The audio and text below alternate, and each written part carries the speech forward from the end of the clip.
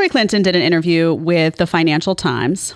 It was a fascinating interview. I read some of it, At times I was asleep. I'm not going to lie. Dozed off here and there, but tried to keep my eyeballs open. My husband brought some toothpicks out so I could pry them open for most of it. But she did make some good points. I'm not going to lie. I was looking for the common ground, guys. I was looking in there to see, can Hillary Clinton and I find some common ground? So let's see if we did. This is a little summary of the interview from the Daily Mail. It says, Hillary Clinton warns Democrats' fixation with transgender issues and condemning J.K. Rowling could cost them the upcoming midterms and 2024 presidential election. That piqued my interest when I saw that headline. Let's read a little bit. Hillary Clinton warned that Democrats' insistence on focusing on these issues could cost them the election. Look, the most important thing is to win the next election. The alternative is so frightening that whatever does not help you win should not be a priority. Why is the alternative frightening? I have to ask. Is freedom that frightening to her? Yes. Yes, it is. This is one of my favorite parts because they say that it could cost, if the Democrats don't win the next election, it could cost America democracy itself. I love the drama, which is really interesting from a crowd that advocated for segregation against people who didn't want to get an experimental vaccine. Suddenly they love democracy again. Okay, let's accept that and move on, just for time's sake. Hillary's comments came just days after President Biden signed an executive order to make gender-affirming care that can involve hormone therapy and surgery while accusing Republican lawmakers of bullying LGBTQ plus children. Okay, so I think Hillary has a point here. I think she's right that these cultural issues are going to bury Democrats. Not just, I think we need to look at the midterms before we get to the next presidential election. I think this is going to be a huge problem. I think she knows it.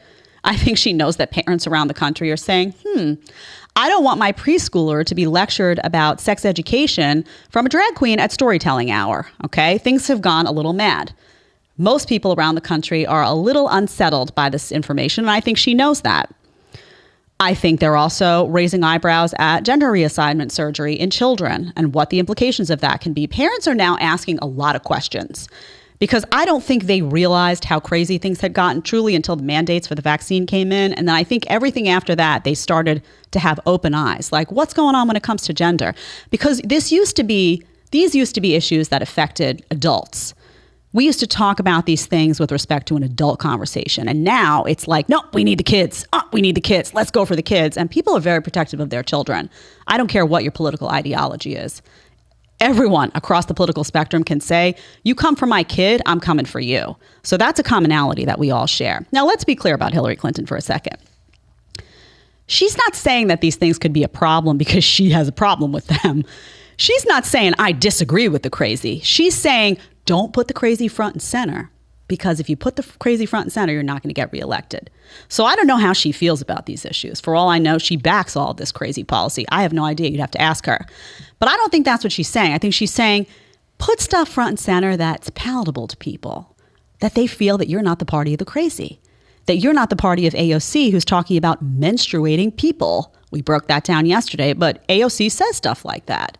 That's a turnoff to people who have brains, who are sane, who are middle of the road, and who aren't looking for activism at every level of society. They don't want indoctrination at every level of society because they have kids, they have nieces and nephews, and they don't like what's going on. So here's my question to Hillary. Okay, we can agree that these issues are not going to work out well for Democrats. We know that. She knows it. Democrats know that. Sane Democrats know that. Biden doesn't know it because he's lost in space. But everyone around him also, believe me, they know it. They know it. They're going to have to walk this back somehow and put emphasis on something else. I don't know. Maybe another pandemic will pop up just in time for the re-election campaign. Who knows what's coming?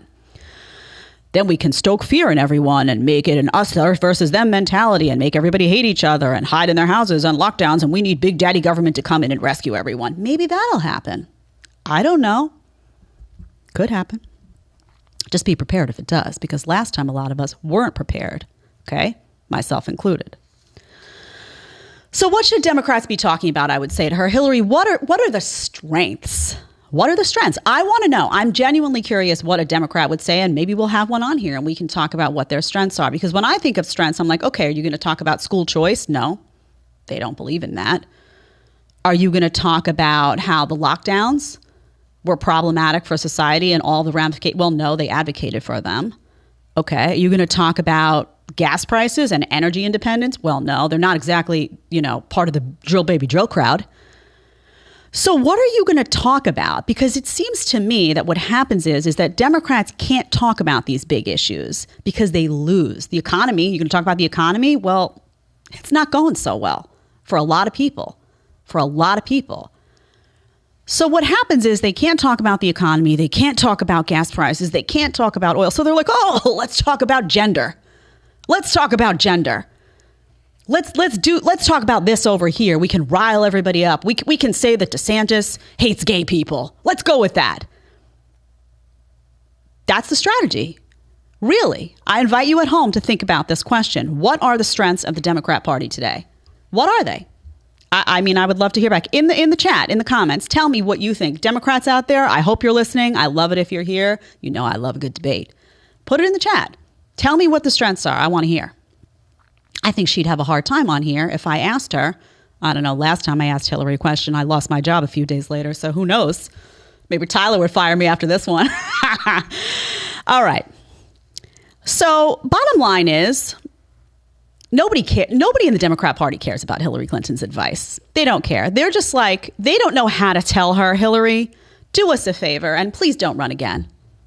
Because she's bad at this. And I don't care whether you agree with her politically, whether you agree with her policy. Maybe you didn't think it was a big problem that she lied about the email scandal. Maybe you didn't think that she threw somebody else under the bus during Benghazi. Maybe you didn't find a problem with that. I did. Maybe you didn't. Maybe you agree with her on big government policies. That's your thing. Okay. Maybe you do. But the bottom line is she's a bad candidate. She's bad at politics. She's bad at running for something. Bad. Really, really bad at it. I had a teacher once that used to say, if you're really bad at something, someone should tell you. Someone should tell you. That's not to say you can't shoot for the stars. You can't, dream big. But if you can't sing at all, and you want to win American Idol, there's going to have to be a reality check moment with you at some point. Somebody needs to tell her she's bad at this. And I think Democrats huddle every now and then and just say, please, it's not going to be her. Please, dear heavens. The only person they were more afraid of than her was Bernie. Remember they took Bernie out? Remember that? The DNC took Bernie out? Twice. Because they knew, well, he's too extreme. He's not going to win over the independents. Hillary's better. I don't know, man. Bernie is at least a guy who he speaks and you're like, that guy believes what he's saying. There's at least that. Hillary, I don't know. That just looks like an empty vessel to me, sorry to say. But that's not where the Democrat Party is. The Democrat Party is not a Hillary Clinton party right now. They don't care what her opinion is. They're probably like, why did somebody ask her for this interview? Who cares? She's not the woman of the moment. She's not in the mood of the moment when it comes to the Democrats. They're not there. They're more in line with AOC and the people who menstruate. If you like the short clip, you can catch another one here, or you can catch the full episode right here.